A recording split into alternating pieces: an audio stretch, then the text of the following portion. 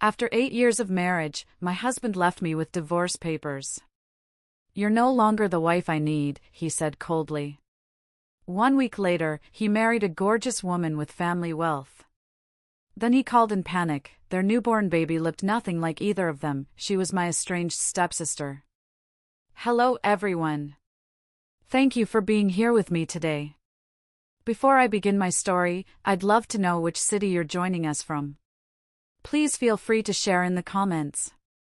Now, let me take you into this story. Go ahead and get comfortable. Pour yourself a cup of coffee or tea. What I'm about to share with you, it's a long story. It's not just something that happened overnight. It's the story of how my life, a life I spent 8 years carefully, lovingly building, was demolished in the span of a single weekend. But it's also the story of what I found in the wreckage, what I rebuilt from the ashes. It's a story about betrayal so deep it takes your breath away, about secrets so dark they curdle your blood, and about how the ugliest truths have a way of clawing their way into the light, whether you want them to or not. It all started on what was supposed to be one of the happiest days of our year. June 12th. It was my 8th wedding anniversary, and it was also my husband Preston's 36th birthday. I remember the feeling of that day so clearly. It was a Tuesday, bright and sunny, and I was filled with a nervous, hopeful energy. I'd decided to take a half-day off from my job as an accounting assistant, a small act of rebellion against my usually rigid schedule. I needed everything to be perfect. Our marriage had felt distant lately. The silences between us had grown longer, filled with unspoken things. I thought a perfect evening, a gesture of pure love and effort, could be the bridge back to each other. My first stop was the wine shop. Not just any shop, but a little boutique place clear across town that Preston loved. It was a 30-minute drive with traffic, but they were the only ones who carried this specific red wine, a Cabernet from a small, family-owned vineyard in Napa that we had visited on our honeymoon. The bottle felt heavy and significant in my hands, a tangible piece of our shared history. Next, I went to the specialty butcher shop, the kind with sawdust on the floor and butchers who know your name. I bought a beautiful cut of Wagyu short ribs, marbled and rich. The price made my eyes water a little, but I pushed the thought away. This was for him. This was for us. I'm not a gourmet cook by any means. My skills are more in the realm of comforting, simple meals. But I had found a complicated recipe online, one that involved a slow braise and a long list of ingredients, and I was determined to master it for this one night. Back home, our small apartment, which had lately felt quiet and a bit lonely, was suddenly buzzing with my purpose. I put on some music, a soft jazz station, and got to work. I strung up those tiny, delicate fairy lights around the frame of our balcony door, the ones that cast a soft, golden glow that made everything look magical. I went into the linen closet and pulled out our best tablecloth, a heavy ivory linen we only used for Thanksgiving and Christmas. I spent 10 minutes just smoothing out the wrinkles. I polished our silverware until it gleamed and arranged it perfectly on either side of our best plates. In the fridge, a custom cake from our favorite bakery was waiting. It wasn't large or extravagant. It was simple, elegant, with smooth vanilla frosting and a small message piped in delicate chocolate script on top, to Preston, happy birthday and anniversary. It was a testament to quiet love, not grand gestures. By 7 o'clock, I was ready. The short ribs were simmering on the stove, filling the apartment with a rich, savory aroma. The table was set for a king. I'd showered and changed into a simple black dress he'd once said he liked, dabbed a little perfume behind my ears. I poured myself a small glass of wine, sat down at our perfectly set dining table, and I waited. The knot of hopeful energy in my chest was fluttering. I believed he would walk through that door any minute, see the effort, and his face would light up. I believed this night would change things. 8 o'clock came and went. The sun had fully set, and the city lights began to twinkle to life outside our window. I got up and lit the candles, their warm flames dancing in the dim light, casting long shadows on the walls. The apartment was beautiful, romantic, and achingly empty. At 9 o'clock, the hope began to curdle into anxiety. I checked my phone for the 20th time. Nothing. I sent him a simple text, trying to keep my tone light. I'm waiting. The food smells amazing. I added a little smiley face, a desperate attempt to feign a cheerfulness I no longer felt. The message delivered. But there was no reply. At 9:30, the knot in my stomach tightened into a cold, hard stone. This was no longer just him running late. This was something else. I called his phone. It rang once, twice, 3, 4, 5 times, each ring echoing in the silent apartment, a shrill countdown to my disappointment. Then, it clicked over to his voicemail. His cheerful, professional voice filled my ear. You've reached Preston James. I can't get to the phone right now. I hung up before he could finish. I didn't leave a message. What was there to say?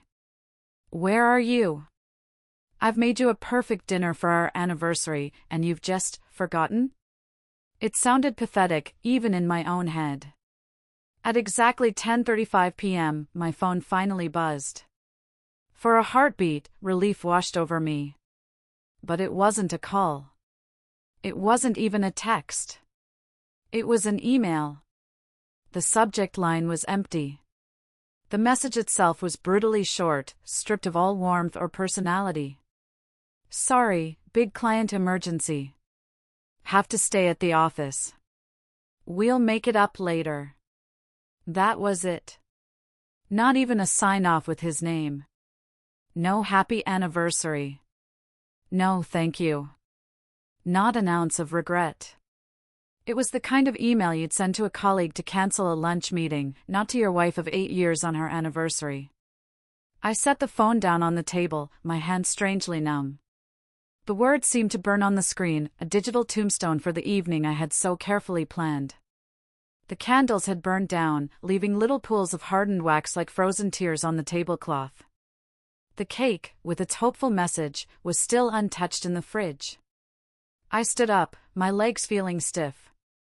I was still holding the folded linen napkin I'd prepared for him. I looked around the empty, beautifully decorated room, and for the first time, I didn't feel sad. I felt nothing at all. It was a hollow, echoing emptiness. I didn't cry. I think some part of me was past crying. Some part of me understood that this was more than just a ruined dinner. This was an ending. That night, I methodically dismantled the evening. I blew out the last of the candle smoke, the wisp of gray disappearing into the air like my hope. I spooned the expensive, untouched short ribs into a plastic container and stored it in the freezer.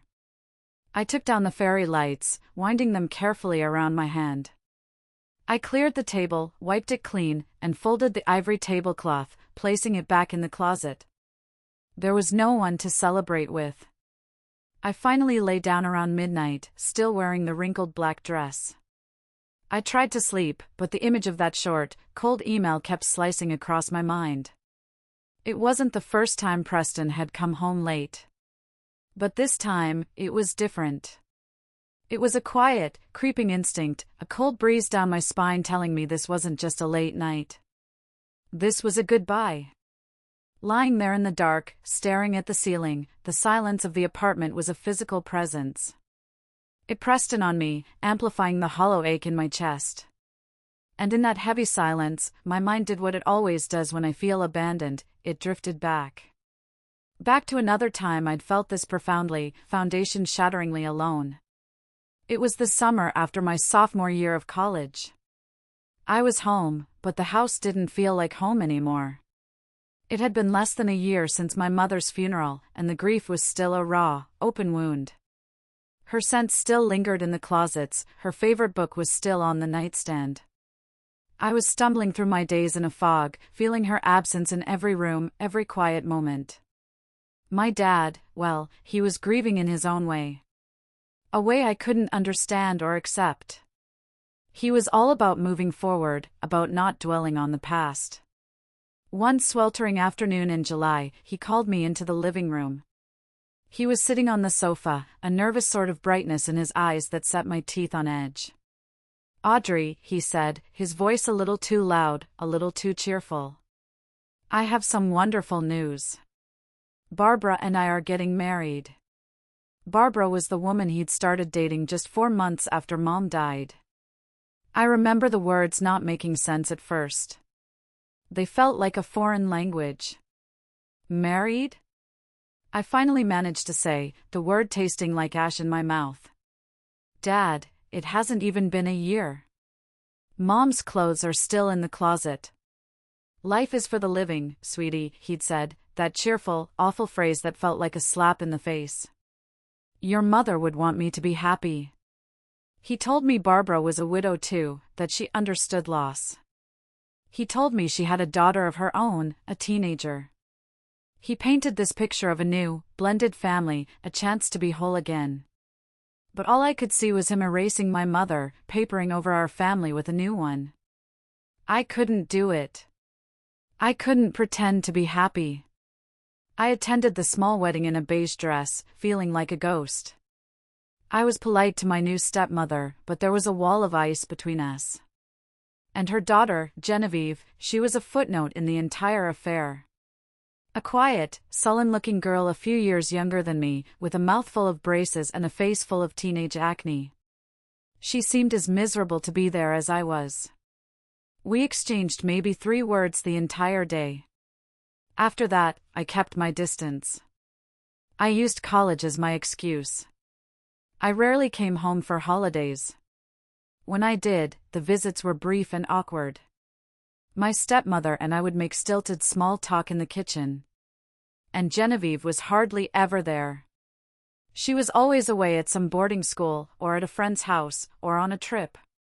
Or so I was told. In the entire decade my dad was married to her mother, I think I saw my stepsister maybe 3 or 4 times, and always in passing. A quick hello in the hallway. An awkward nod across the dinner table. We were complete strangers, connected only by our parents' marriage certificate. She was a ghost in the background of my fractured family. That distance, it cost me my relationship with my dad. We drifted apart, our calls becoming less frequent, more superficial. But it was a price I was willing to pay. I poured all my energy, all my hope for what a family could be, into Preston. I had met him my senior year of college. He was handsome, ambitious, charming. He became my rock, my future, the solid foundation on which I would build a new family, one of my own choosing. And now, lying in our bed, in the quiet apartment that was supposed to be our sanctuary, I felt that foundation cracking, turning to dust beneath me. The same chilling feeling of abandonment I'd felt in my dad's living room all those years ago was creeping back in, cold and brutally familiar. I had run from one broken home, only to find myself sitting in the rubble of another. The next morning, I woke up with a stiff neck and a heart that felt like a lead weight in my chest. I showered, dressed, and drove to work, moving through the motions like a robot. The world outside my car window seemed muted, the colors washed out. All morning, I stared at my computer screen, but the numbers and spreadsheets just swam in front of my eyes. I kept checking my phone, which lay silent and dark on my desk. Not a single message from Preston. No apology, no explanation. Just a vast, deafening silence. Around noon, the gnawing unease in my stomach became too much to bear. I couldn't just sit there and wait. I needed an answer. I walked out into the hallway, my heart starting to pound, and I called Preston's office landline. Brenda, the cheerful receptionist with the sing-song voice, answered on the second ring. Good morning, Sterling Financial, Brenda speaking. Hi Brenda, I said, trying to keep my voice steady. It's Audrey, Preston's wife. I was hoping I could speak with him for just a moment. There was a noticeable pause on the other end. A tiny hesitation, but it was enough to make my blood run cold. Oh, Audrey, she said, her cheerful tone immediately dissolving into one of cautious sympathy. Can you hold on just one moment for me? The line went quiet, replaced by horrible hold music. A minute passed, then 2. It felt like an eternity. I could hear my own ragged breathing in the quiet hallway. Finally, she came back on the line, her voice much softer now, laced with pity. Audrey? I'm so sorry. Preston doesn't work here anymore. His last day was Friday. Friday? I repeated, the word feeling foreign. What are you talking about? His last day was 3 days ago? Yes, she said gently. He put in his resignation 2 weeks ago. He said he was relocating for a new opportunity. I'm sorry, he didn't leave any forwarding information. I stood frozen in the hallway of my own office building, the phone pressed hard against my ear. The world tilted on its axis. He had resigned 2 weeks ago. He had been lying to me every single day for 2 weeks. Coming home, complaining about his boss, talking about projects he wasn't even working on. The whole time, he was planning his escape. And I, his wife, the person who was supposed to know him better than anyone, was the very last to know. I don't remember saying goodbye to Brenda. I don't remember walking back to my desk or telling my boss I had a family emergency. The drive home was a blur of traffic lights and street signs that I didn't see. My hands were gripping the steering wheel so tightly my knuckles were white. Every turn of the wheel felt like bracing against a rising tide of panic and betrayal. I fumbled with my keys at the apartment door, my hands shaking too much to fit the key in the lock. Finally, it clicked open. I pushed the door open to our third-floor apartment, the place that had once felt like my haven, now thick with a suffocating, treacherous silence. My eyes immediately fell on the shoe rack by the door. There was a glaring empty space in the second row. Preston's favorite brown leather dress shoes were gone. His running sneakers were gone. Preston! I called out, my voice high and thin, echoing in the stillness. No response. I hurried down the short hallway to our bedroom, my heart pounding against my ribs like a trapped bird. And then I saw him. He was there. He was standing in the middle of the room, next to an open, expensive-looking suitcase on our bed. He was calmly folding a brand-new, navy wool suit and placing it inside. A sleek leather duffel bag on the floor was already filled with new clothes, a new silk tie still in its wrapper, and a pair of gleaming black dress shoes with the price tag still on them. These were not the clothes of the man I knew. This was the wardrobe of a stranger. He wasn't just leaving, he was upgrading. He was starting over. What are you doing? I asked. The words came out as barely a whisper, all the air having been punched out of my lungs. Preston looked up from his meticulous folding. His expression was one I had never seen before. It wasn't love, or guilt, or even sadness. It was a flat, cold annoyance, as if my presence was an inconvenient interruption to his schedule. You're back, he said, his voice level. He then turned back to his packing as if I wasn't even there. I took a shaky step closer, my mind struggling to catch up to the reality unfolding in front of me. Where are you going, Preston?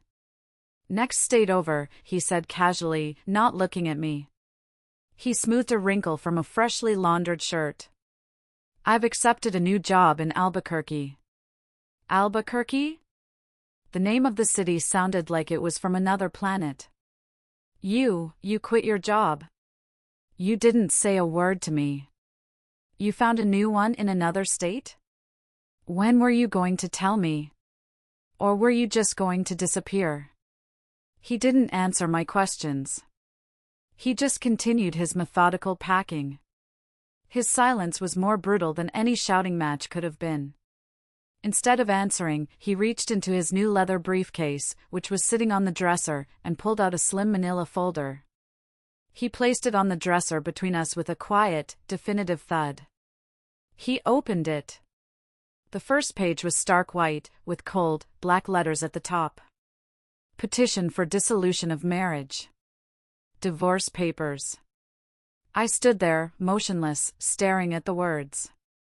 Preston, what is this? What is happening? He finally stopped packing and looked at me. His eyes, the same eyes that had once looked at me with so much love on our wedding day, were now as cold and hard as steel. It's exactly what it looks like, Audrey, he said. You're no longer the wife I need. The words hit me with the force of a physical blow. I literally staggered back a step. What are you talking about? The wife you need? And then he began his indictment. He listed my supposed failures like a prosecutor reading a long list of charges, his voice detached and cruel. You always put your job first. You're always tired. The house is dusty half the time. You only cook real meals on the weekends. You don't care about my needs anymore. You don't care about me. I gripped the edge of the dresser, the sharp corner digging into my palm. That's not true, I choked out, the words getting caught in my throat. I tried, Preston. I tried so hard. You come home late every night saying you already ate dinner with a client. So I stopped cooking. I clean the house, and you tell me not to touch your desk because it messes up your system. You haven't asked me about my day in months. The distance, it came from you, not me. Don't bring up petty things, he snapped, his voice finally showing a flicker of emotion, irritation. You just make excuses. A real wife, a supportive wife, doesn't need reminders to take care of her husband and her home.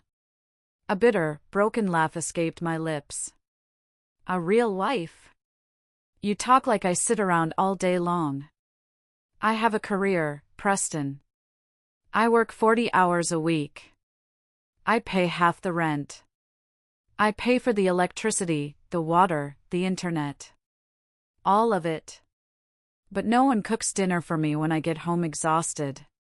No one asks me if I'm okay. And I never, ever complained about it because I thought we were a team. Preston's jaw tightened. That was your choice to martyr yourself. I've made my choice now. He zipped the suitcase shut. The sound was sharp and final in the quiet room. He walked to the door, grabbing his duffel bag. I've already rented an apartment near my new job. I start next week. Do not get in my way. My body moved on pure, desperate instinct. I stepped in front of the bedroom door, blocking his exit. That's it? I pleaded, tears finally blurring my vision. After 8 years of marriage? This is how it ends. With a list of complaints and a suitcase full of new clothes? No apology? No real explanation for this betrayal? He looked down at me, his face a mask of cold indifference. I don't owe you anything, Audrey, he said, his voice completely devoid of emotion. Then he put his hand on my shoulder, not in a comforting way, but to physically move me aside. He brushed past me, shouldering the door open without a single look back. The front door of the apartment clicked shut behind him. The sound was so final, so cold. It was like the slam of a courtroom gavel, declaring my life as I knew it officially over. I sank to the floor, my legs giving out from under me. I was still clutching the divorce papers, the sharp edges of the paper digging into my skin. And I just sat there, on the floor of my empty bedroom, surrounded by the ruins of my marriage. The days that followed were a thick, gray fog of disbelief and logistics. 2 days after Preston walked out, I received a certified letter. It was from the building management office. It formally notified me that our lease, which was in both our names, was being terminated at the end of the month, as per the request of one of the leaseholders. Preston had filed the paperwork the day he left. He had made me homeless without even the courtesy of a phone call. That night, a strange, cold anger began to cut through my grief. It was the sheer, calculated brutality of his departure that finally started to wake me up. I began to go through our apartment, not with sadness, but with a grim sense of purpose. I opened the file cabinet where we kept all our important documents. I found the receipts and bank statements for all our major purchases. The sofa, the brand new fridge we'd bought last year, the dining table, the memory foam mattress we slept on, almost everything of value was under my name, paid for from my personal bank account over the years. I had been the financially responsible one, the one who managed our budget. The only things he had ever really paid for were his car and his expensive clothes. He had left like a stranger, taking only what was his, erasing himself from the space. Everything was still there, except the marriage itself. I hired a lawyer for the divorce. A kind, no-nonsense woman named Helen who looked at me over her glasses and said, "Honey, we're going to get you through this." I didn't sign the papers right away. They sat on my coffee table for a week, a constant, silent accusation. The task of packing was soul-crushing. Every object held a memory. A silly souvenir from a vacation. A coffee mug he'd given me. I packed it all into boxes, taping up sections of my life and labeling them in black marker. One afternoon, while cleaning out the office closet, I found a box of old photo albums. I sat on the floor and opened one. There we were, younger, smiling, on a trip to the coast. He had his arm around me, and we looked so happy, so full of hope. A wave of grief so powerful it felt like a physical blow washed over me, and I just sat there and cried, ugly, gasping sobs, for the man I thought I had married and the future I had lost. That Saturday night, my phone buzzed with a notification from an old high school friends group. It was our 18-year reunion, being held at a craft brewery downtown. My first instinct was to ignore it.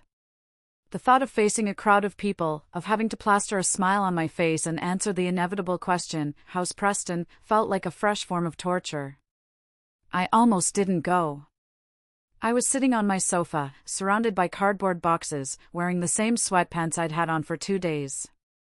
But then I caught a glimpse of myself in the dark screen of the TV.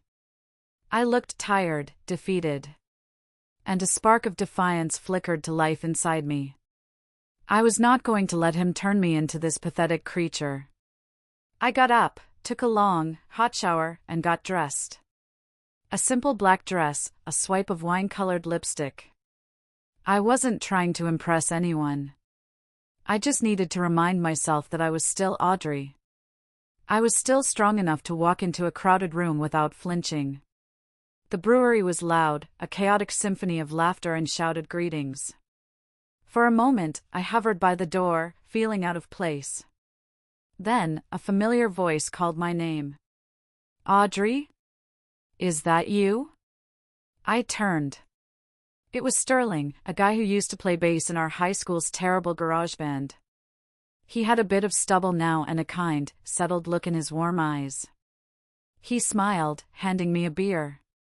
"Still the last one to show up, huh?" The conversation was surprisingly easy. We sat at a small table in the back, away from the worst of the noise. He told me he'd been divorced for 3 years and was raising his 6-year-old daughter alone. He spoke about it with a quiet, straightforward honesty, no bitterness or drama. When he asked about Preston, I kept my answer simple. "We're getting divorced." I must have had a look on my face, because I added, "No pity, please." Sterling just gave a small, understanding nod and immediately changed the subject, asking me about my job instead. I was so quietly, profoundly grateful for that. For the first time in weeks, I felt like a person again, not just a victim in a sad story. Talking to him, I felt a tiny flicker of hope that maybe, just maybe, there was a life for me on the other side of all this pain. A few weeks passed in a whirlwind of packing, paperwork, and planning. My lawyer, Helen, handled everything with Preston's lawyer. The process was cold, efficient, and impersonal. It was clear Preston wanted it done as quickly as humanly possible, and I was too exhausted to fight. I just wanted it to be over. I found a new, smaller apartment across town, a 1-bedroom with a little balcony that got good morning sun. It was a fresh start. Exactly 1 week after the judge's signature on the final decree made our divorce official, I was sitting on the floor of my new living room, surrounded by boxes, when an email notification popped up on my phone. It was from Preston. My stomach instantly clenched. The subject line held just one, chilling word: proof. My finger hovered over the screen. Every instinct screamed at me to delete it, to not let him pull me back into his vortex of cruelty. But a darker, more powerful curiosity won out. I had to know. I tapped the screen. The email was short, but a photo was attached. Before I could even read the words, the image jumped out at me, crisp and professional. It was a marriage certificate, the fancy, calligraphed kind you get for framing. It was stamped in deep, official-looking red ink at the bottom. Bernalillo County, New Mexico. Groom, Preston Robert James. Bride, Genevieve Ellis Whitmore. The date of registration was printed clearly, just one day after our divorce had been finalized. My mind struggled to process the information. The speed of it was breathtaking. He hadn't just moved on, he had his next life lined up and ready to launch the second he was legally free of me. Before I could even fully absorb the bride's name, my phone started ringing. It was him. He had timed it perfectly, sending the email and then calling immediately, wanting to be there, verbally, to twist the knife. I answered, my heart a block of ice in my chest. Hello? Preston's voice came through the speaker, and it was a sound I had never heard from him before. It was dripping with a triumphant, gloating satisfaction. You saw it, right? I wanted to make sure you got the proof. I'm a married man again. Life's never been better, Audrey. I didn't speak. I couldn't. I just listened, the sound of his voice making my skin crawl. Her name's Genevieve, he went on, savoring every syllable. She's 36, just like you, but that's where the comparison ends. She's mature, she's gentle, and, he paused for dramatic effect, letting the cruelty hang in the air, she's so beautiful you'd be jealous. I remained silent, focusing on my breathing. In and out. She's the only daughter of the family that owns the Whitmore real estate chain in Santa Fe. You know, Whitmore Properties? They're huge. Her parents are wonderful people. They absolutely adore me. They even built us a small house near the Southern Hills as a wedding gift. Can you believe it? And my new job? Executive Vice President at her family's company. It's a significant promotion for me. The salary is, well, you wouldn't believe it. He talked about her family's wealth, her potential inheritance, as if they were his own personal achievements. So that's why you needed the divorce so quickly, I said, my voice surprisingly steady, devoid of the emotion that was churning inside me. Not entirely, he replied smoothly, the lie coming so easily to him. I just couldn't keep living with a woman who always put work first and neglected her role as a wife. I needed a real partner. I let out a quiet, humorless laugh into the phone. And my new wife, he continued, his voice swelling with pride. She doesn't have to work. She chooses to take care of our home. To take care of me. That's what a real family is about. Then came the final, brutal blow, the one he had clearly saved for last. Oh, and one more thing. We're expecting a baby girl, Preston said smugly. Genevieve is already 3 months pregnant. The math was simple and ugly. He had been having an affair for months. The baby was conceived while we were still married, while I was at home cooking his dinners and waiting for him to come home. I hung up the phone without another word. I sat there on the floor, the silence of my new apartment pressing in on me. Genevieve Ellis Whitmore.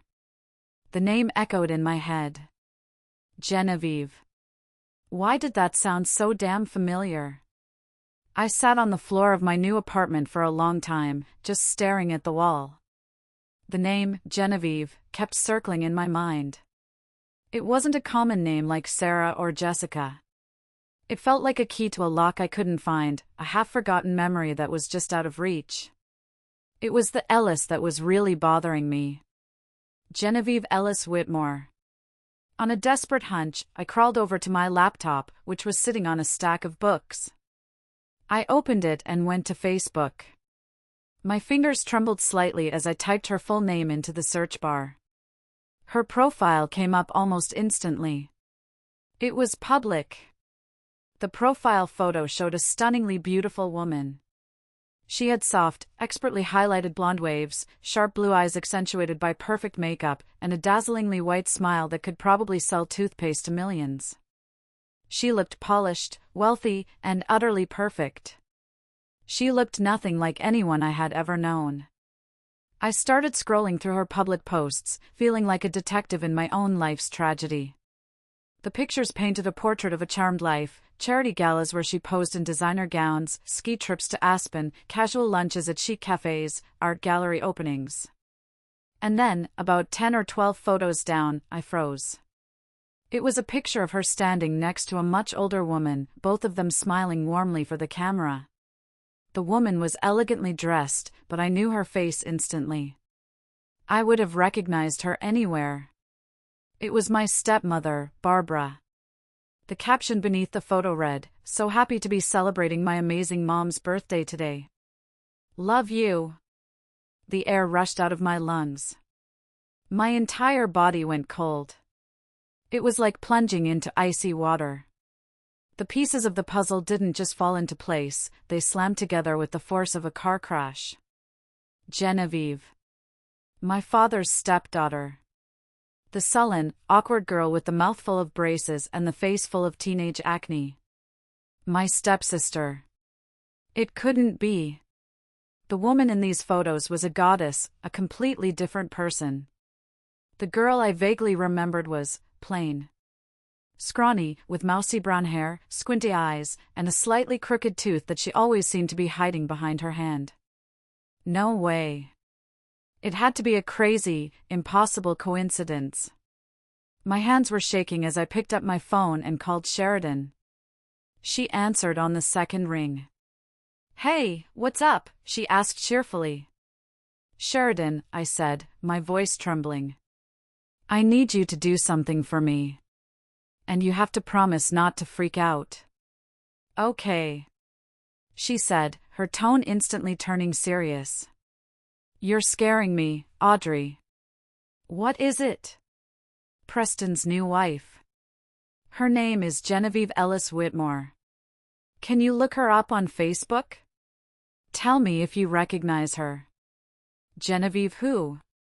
From your dad's wedding all those years ago?" "No way," she said, but I could hear her typing in the background. "Okay, I've got her profile." "Wow. She's gorgeous. Looks like a model. Definitely not the girl I remember. Look closer, Sherry. Please." There was a long silence on the other end of the line as she presumably scrolled through the photos. I held my breath. "Oh my God," Sheridan finally whispered. "There's a picture of her with your stepmom." "Audrey." "Oh my God. That's her." "It can't be," I insisted, even though I knew in my gut it was true. "She looks nothing like that." "People change, Audrey. Especially when their family has Whitmore Properties money," Sheridan said, her voice a mix of shock and disgust. "I remember hearing a rumor years ago from my cousin who went to college with her.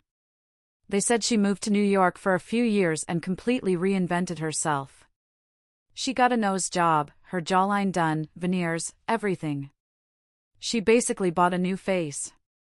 My mind was reeling, struggling to connect the two images, the awkward girl in my memory and the flawless woman on my screen. I pulled up the wedding photo Preston had so cruelly sent me. I zoomed in, past the perfect makeup and the brilliant white smile. And then I saw it. A tiny, almost imperceptible tilt of her head when she smiled. A familiar glint of insecurity in her eyes that no amount of surgery could erase. It was her. The full, monstrous reality of the situation crashed down on me. My husband hadn't just left me for another woman. He had been carrying on an affair with my estranged stepsister. A woman who had literally carved a new identity for herself.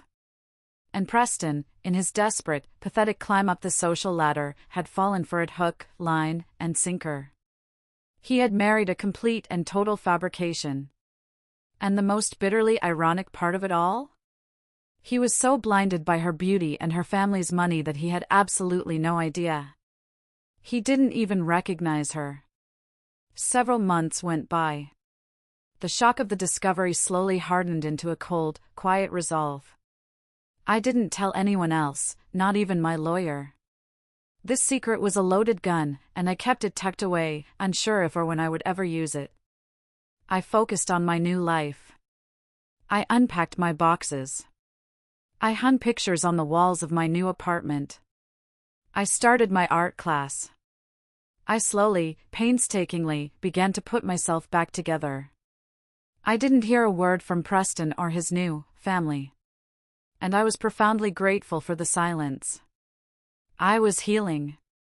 Then, one rainy Tuesday evening in late October, my phone rang. It was an unknown number with a New Mexico area code. My heart gave a little jolt. I almost didn't answer it. But a cold, calm voice in the back of my head said, "Pick it up." So I did. "Hello? Audrey?" It was Preston. But his voice was completely unrecognizable. The smug, triumphant tone was gone.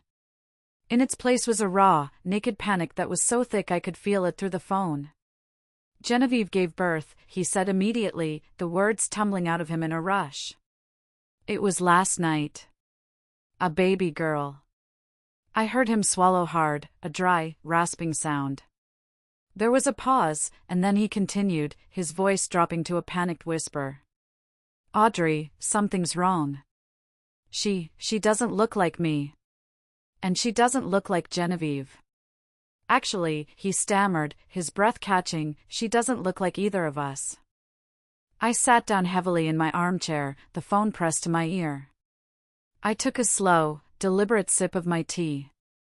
The irony was so thick, so darkly hilarious, I had to press my lips together to stop myself from laughing out loud. "Well, genetics are a funny thing, Preston," I offered, my voice as light and airy as I could make it. "Maybe she takes after a grandparent, or a great-aunt." "No, I thought that too," he said desperately, his voice rising in pitch. "I've been looking at family albums all day. She doesn't look like anyone. But Audrey, I keep thinking about that phone call. The day I told you I got married. You laughed. It was a strange laugh. You knew something then, didn't you? You knew something about her. I've been driving myself crazy thinking about it." I leaned back in my chair, a slight, cold smirk touching my lips. "I just found it interesting," I replied, savoring his desperation. "Stop joking with me," he practically shouted. "This isn't funny. I did a DNA test. I had it rushed. The results came back this afternoon. The baby is mine. I'm her father. But I still don't get it. Why doesn't she look like us? I haven't told Genevieve or her parents about the test, but they see it too. Everyone sees it. You're the only one I can talk to." You laughed like you knew something. "Please, Audrey, just tell me what you know." I let him stew in his own panic for a few more seconds. Then, I gave a quiet, low chuckle. My voice was calm, steady, and sharp as a shard of glass. "Preston," I said slowly. "Do you still have your old high school graduation album?" There was a confused silence on his end. "What? What does that have to do with anything?" I continued as if he hadn't spoken. "I found it while I was packing up the old apartment. It was buried at the bottom of your desk drawer, covered in dust. I was curious, so I opened it. And I was stunned when I found your senior picture." I let the pause hang in the air. I described the photo I had seen of him. A curly-haired boy with squinty eyes, crooked teeth, and skin covered in acne. It took me a few minutes to realize it was you. "You were digging through my private things?" he asked, a hint of his old arrogant irritation returning. "No, Preston," I emphasized, my voice like ice. "I was cleaning out the apartment you forced me out of. I always wondered why in 8 years you never introduced me to a single one of your old college friends. Why you insisted on a tiny wedding with no friends from your past. Now I understand. You didn't just move on from your past. You tried to erase it. And so did Genevieve. I could hear his sharp, sudden intake of breath. He finally understood. You both changed because you wanted to live new, shiny lives, I said, my voice dropping to a near whisper. But you both forgot one simple, biological truth. Genetics can't be altered by a surgeon's knife. If you're still listening to me now, please, do me a small favor and like this video, and just comment the number 1 down below. It lets me know you gave me a like, and it tells me that you're right here with me on this journey. Your support means more than you know. It gives me the strength to keep going. After I said that, a long, heavy, crushing silence stretched out between us. I could practically hear the gears grinding in Preston's head, the horror finally dawning on him as he connected the impossible dots. He wasn't just dealing with a genetic mystery, he was dealing with the consequences of 2 lifetimes of deception. You think the baby, she's going to look like that old version of me? His voice was a thin, fragile thread, choked with a terror that was deeply satisfying to hear. No one knows for sure, Preston, I said, my voice as cold and clinical as a surgeon's. But she will carry what is real in both of you. Your blood, your DNA. The features you paid a plastic surgeon to shave away and the ones Genevieve paid to have completely rebuilt. You can't escape your own biology. Your daughter is a living, breathing testament to everything you've both tried so hard to erase. He let out a sound that was half a sob, half a strangled gasp. It was the sound of a man whose perfectly constructed world was crumbling into dust around him. What about Genevieve? I asked, my final, cutting question. How is the new mother handling this? He hesitated, and when he spoke again, his voice was broken. She cried, he said, the words cracking. At first she just said she was exhausted from the labor, that she was having trouble bonding. But it's worse now, Audrey. She won't hold the baby. She won't even look at her for more than a few seconds. Every time she looks at that tiny, innocent child's face, she turns away. I can see the disgust in her eyes. Yesterday, her mom, my mother-in-law, had to come over and feed the baby and change her diaper because Genevieve refused to even touch her. She stays in her room all day. She says the baby looks like a stranger. A bitter, heavy sadness rose in my chest. Not for him. Not for her.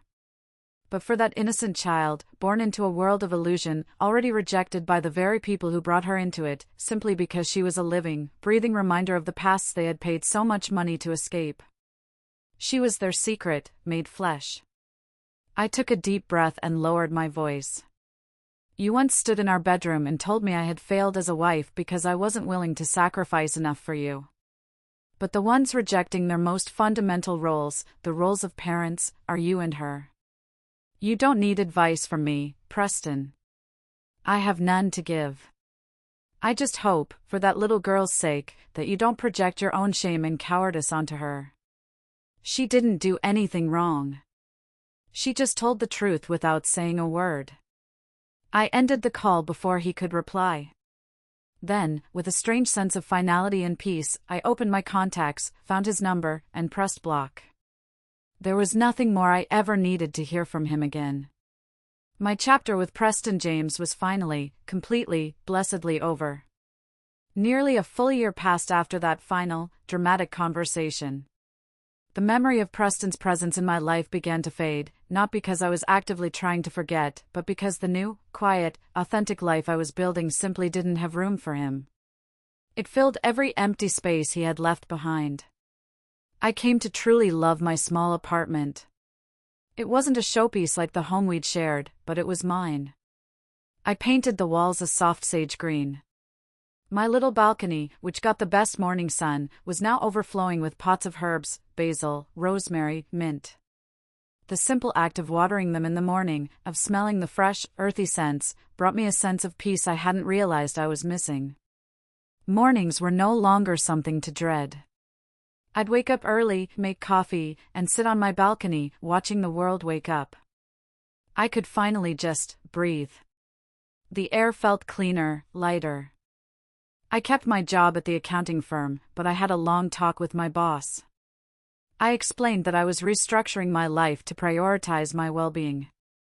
He was surprisingly understanding. I arranged to reduce my hours, shifting to a 4-day work week. It meant less money, but what I gained in time and peace of mind was invaluable. I chose a life of balance instead of burnout, a life where my own happiness was the bottom line. I was no longer chasing a version of success that someone else had defined for me. On my Fridays off, I went to my art class. It was a small community class held in a bright, airy studio. At first, I was nervous. I hadn't painted since I was a teenager. But the moment I put a brush to canvas, something inside me unlocked. I lost myself for hours in colors and textures, creating something just for the joy of creating it. It was messy and wonderful. I also started reconnecting with old friends, people I had let drift away during my marriage because Preston had found them unimpressive. And I started spending more time with Sterling, the kind friend I had reconnected with at the reunion. Our friendship grew slowly, organically, like one of my balcony herbs. There were no grand romantic gestures, no promises or expectations. Just quiet afternoons walking his dog in the park, trying out new coffee shops, and sharing simple meals. We talked about everything and nothing. He and his delightful 6-year-old daughter would sometimes come over for pizza and a movie night. The sound of a child's happy, infectious laughter would fill my quiet apartment, and it was the most beautiful sound in the world. It wasn't a dramatic, passionate romance. It was better. It was real. It was a life. And for the first time in a very long time, it felt completely, authentically mine. I no longer checked up on Preston or Genevieve. Their world of high-stakes drama and suffocating deception felt like it was on another planet. But life has a strange, almost comical way of updating you about the people who have stepped out of it, whether you want an update or not. One early autumn afternoon, about a year and a half after that last phone call, I was on the phone with Sheridan, catching up. We were laughing about a terrible movie we had both seen when her tone suddenly shifted. "Oh, you are not going to believe what I heard," she said, her voice dropping to a conspiratorial whisper. "You haven't heard anything about Preston, have you?" "No," I said, a flicker of morbid curiosity stirring. "And I haven't tried to." "Well," she said, drawing out the word. "My cousin's best friend is a paralegal at one of the top family law firms downtown. And guess who has a consultation meeting there next week? Genevieve Whitmore." I raised an eyebrow, but I wasn't surprised. "She's filing for divorce?" "That's the word," Sheridan confirmed. Apparently, Preston cheated again. He had an affair with a new hire at his wife's company, a 20-something assistant. Genevieve found out 3 months ago but tried to keep it quiet for the sake of appearances and for the child. But I guess she's finally had enough. She paused. "But Audrey, it gets so much worse." "How could it possibly get worse?" I asked. "My other friend, Jessica, her son is in the same preschool class as their daughter. She sent me a screenshot from their class parent group chat. It's just heartbreaking." She sent the image to me. I opened it and read the message from a concerned mother. The message read, "Just a heads up to be aware of what the kids are saying. There's a new girl in class, and my daughter says some of the other children are being incredibly mean to her. Apparently, they somehow found out her mother had extensive plastic surgery, and they've been teasing the poor little girl, saying things like, 'Your mom used to be ugly, and you look just like her old face.' The teacher said the poor thing cried all week and has started refusing to come to school." I stared at the message on my phone, and my heart just sank. It was a real, physical ache in my chest. Even though I felt nothing but contempt for Preston and Genevieve, the thought of their innocent child being bullied, of her being forced to carry the shame of her parents' choices, it broke something in me. It was a profound sadness mixed with a helpless anger. "Genevieve regrets ever having the baby," Sheridan added quietly, her voice full of pity. Jessica said the gossip among the preschool moms is that Genevieve is cold and distant with the child. She thought the baby would be her beautiful little doll, a perfect accessory for her perfect life, inheriting her post-surgery beauty. But it's obvious the girl carries the original genes from both sides of the family. She's a constant, living reminder of the faces they both spent a fortune to get rid of. The girl is basically their past, walking around in a pink dress. I said nothing. Because honestly, what was there left to say? Preston and Genevieve had chosen a life wrapped in glitter, a life built on a foundation of illusions, illusions of beauty, of status, of control. But in the end, the very things they couldn't hide, their pasts, their true natures, and the cruel, selfish way they treated other people, was what showed up the clearest when they had a child. Their lie had created a legacy of its own, and their daughter was the one paying the inheritance tax, with interest. I hung up with Sheridan and walked over to my balcony. The afternoon sun was warm on my face. Down below, in the park, I could see a father pushing his daughter on a swing. She was laughing, her head thrown back, her hair flying in the wind. A simple, beautiful, honest moment. My life now had no major drama, no shocking twists, no boardroom titles or gifted houses. But it had rhythm. It had peace. It had autonomy.